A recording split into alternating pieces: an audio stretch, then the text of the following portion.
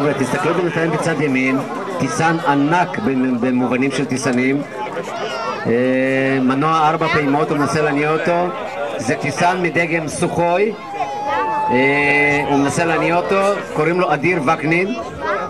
אתם רואים שההנאה מסובבים את הפרופלר כמו שהסבים שלנו היו מניעים את המכוניות. הנה המנוע הניע.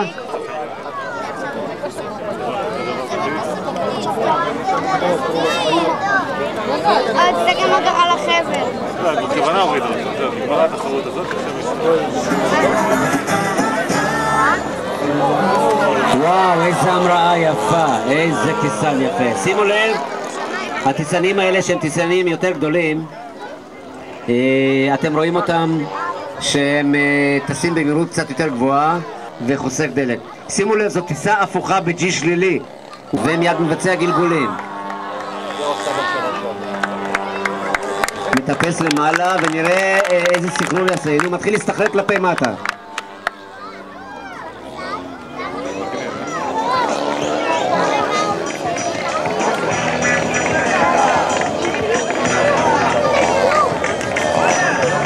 אתם יודעים, זה דגל סוחוי, ושם ברוסיה כידוע הרבה מטוסים טסים לא על דלק אלא על וודקה, ולכן אתם רואים אותו מסתובב כל כך הרבה ומסתחרר.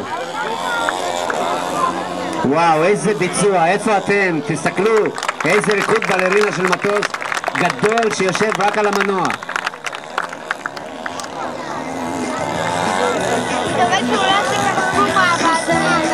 חדי העין ביניכם יכולים להסתכל בקצה הזנב על המשחקים של ההגה, כי עם ההגה הכיוון וההגה גובה הוא עושה כל הזמן את המשחקים כדי לעמוד במקום. הגלגולים מתבצעים על ידי ההגאים שנמצאים בכנפיים, זה נקרא מאזנות. חנייה של מטוס, זה דבר כזה שרואים רק בטיסנים. שמתם לב, בתוך החופה רואים טייס קטן.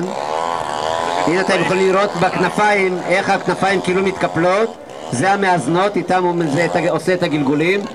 ובזנב אתם יכולים לסכם גם כן מהענועים קלים של ההגה שמייצבים אותו או בממד הגובה או בממד הכיוון. הטיסן הפוך עכשיו, עוד פעם הוא מתגלגל. אמרתי לכם קודם עם המסוקים, כשהם מטיסים טיסנים, כשהם הפוכים, כל הפקודות שנותנים הן לא טבעיות, הן מנוגדות לאינסטינקטים של המטיס.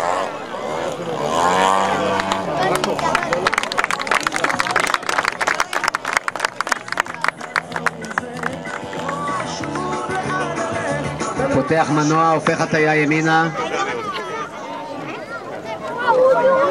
ואני מניח שהוא נכנס עכשיו לנחיתה. זה מאוד יפה נחיתה כשהיא חלקה. הוא מנסה לעשות נחיתת דיוק? לא. נחיתה יפה, הנה קבע המנוע בדיוק. מיצה עד תום את הדלק.